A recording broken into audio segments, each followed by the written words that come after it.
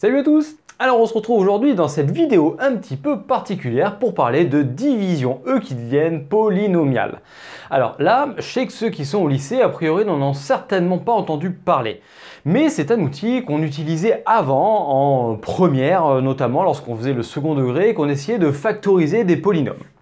Donc là, c'est quelque chose qui va être hyper utile pour des élèves qui sont dans le supérieur, notamment en classe préparatoire, en licence de maths, qui vont essayer d'apprendre donc à faire des divisions entre polynômes pour montrer qu'un polynôme en divise un autre, faire des factorisations de polynômes, et ça peut tout à fait s'intégrer, par exemple, dans les équations du troisième degré que l'on fait en première dans le cours sur les polynômes du second degré.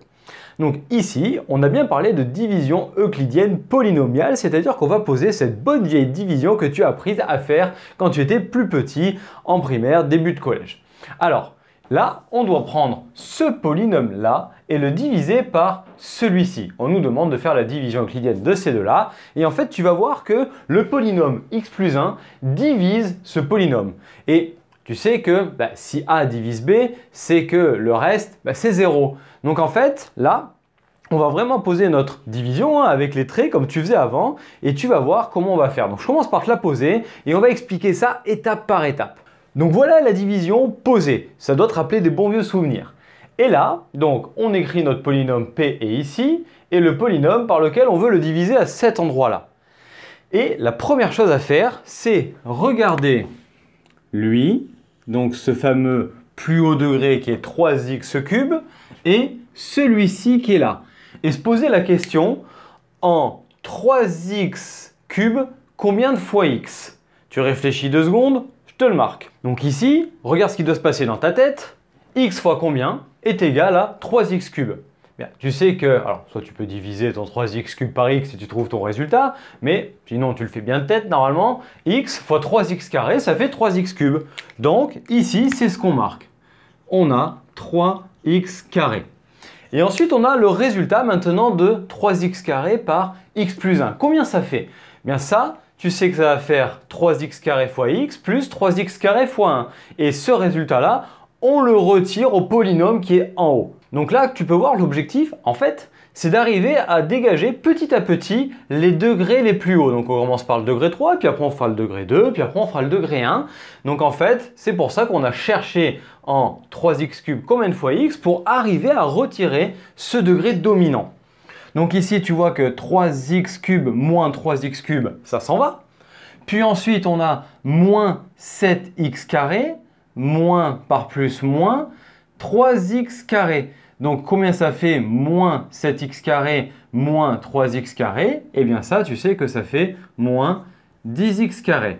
Puis ensuite, tu redescends le reste de ton polynôme. Donc moins 7x plus 3. Donc voilà la première étape. On regarde le terme dominant et on se demande combien de fois il faut multiplier ça pour pouvoir le retirer en faisant moins devant. On fait la distribution, on écrit le résultat, et le résultat qui est ici, on fait le polynôme de départ moins le résultat de ça fois ça, et on obtient maintenant un nouveau polynôme. Donc maintenant tu regardes ce nouveau coefficient qui est ici pour moins 10 devant x carré, et hop, tu le prends là, et tu te poses exactement la même question en moins 10x carré, combien de fois x? C'est ce qu'on se pose comme question ici. Donc, moins 10x carré, c'est égal à x fois quoi? C'est égal à x fois moins 10x. Puisque moins 10x fois x, tu sais que ça fait moins 10x carré. Eh bien, on va refaire exactement donc, la même étape comme on le disait. Et donc ici, ce qu'on a trouvé ici, c'est ce qu'on va mettre là. Moins 10x. Et donc, tu vas te retrouver à faire encore moins 10x fois x. Donc, moins 10x carré. Et enfin, moins 10x fois 1, moins 10x. Et comme tout à l'heure, on va tirer et faire la différence. Donc on obtient moins 10x carré moins par moins plus 10x carré. Ça dégage, c'était l'objectif. Puis ensuite, moins 7x moins par moins plus 10x, il reste 3x. Et enfin, le 3 qui est ici, tu le descends, il y a un plus, donc plus 3. Allez, on est à la dernière étape. La dernière étape, ça va être pareil en 3x, combien de fois x? Donc regarde ici, 3x, c'est x fois combien? Ça, je pense que tu l'avais. Ben, c'est 3 fois x. Donc, on fait exactement la même chose là, dernière étape.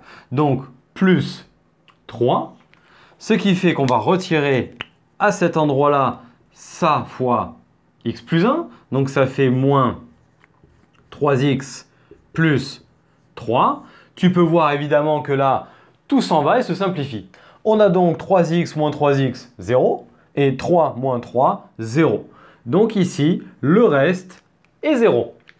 Comment est-ce qu'on l'interprète? Premièrement, c'est que x plus 1 divise 3x cube moins 7x carré moins 7x plus 3. En effet, puisque la division de l'un par l'autre a pour reste 0. C'est une bonne vieille propriété que tu as vue avant sur les divisibilités. Alors soit si tu es en terminale maths expert, évidemment tu l'as revu, mais même avant au collège.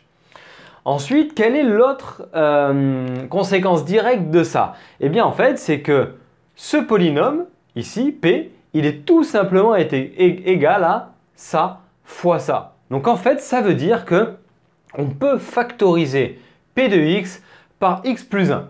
Donc, voici le bilan que je viens de te faire et de t'écrire proprement. Donc, c'est le moment, si tu veux, de prendre un screenshot avec la méthode qui est ici et l'interprétation. Et on va venir faire une petite parenthèse autour de ce dernier point. Ce dernier point qui va mener vers la vidéo que je te mettrai en lien à la fin de celle-ci. Tu as ici le polynôme P qui est celui-ci, un polynôme de 3e degré dont on ne sait pas bien résoudre les équations quand on est au lycée en général. Et bien en fait, vu que ce polynôme peut être divisé par celui-ci, ça veut dire qu'on peut le factoriser par x plus 1. On a donc en fait moins 1 qui est une racine évidente du polynôme P. On aurait pu le voir rapidement ça. Eh bien, vu qu'on peut factoriser P par x plus 1 et que P de x est égal à ça fois ça, puisque le reste c'est 0, eh bien, lorsque tu vas résoudre P de x égale à 0, tu n'auras plus qu'à faire soit ça égale à 0, soit ça égale à 0, et ça tu sais faire, moins 1, ton discriminant, et ici tu trouves tes solutions. Donc voilà une application directe de l'utilisation de la division euclidienne polynomiale qui pourra d'ailleurs être utilisée dans d'autres domaines, par exemple pour déterminer des asymptotes obliques, c'est quelque chose qui marche plutôt bien, pour déterminer des primitives aussi.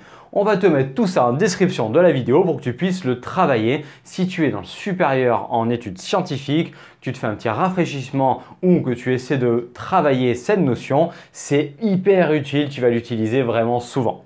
Bah écoute, je te remercie d'avoir suivi cette vidéo jusqu'au bout. J'espère qu'elle t'a plu, de bien comprendre aussi ce mécanisme de la division euclidienne polynomiale. Donc, si elle t'a plu, je te remercie de me lâcher le petit pouce bleu vers le haut. Ça fait toujours plaisir, ça nous aide à nous développer. Puis à venir activer la cloche pour pouvoir être au courant des prochaines vidéos et t'abonner à la chaîne. Ça développe ça dans l'algorithme de YouTube, donc merci d'avance.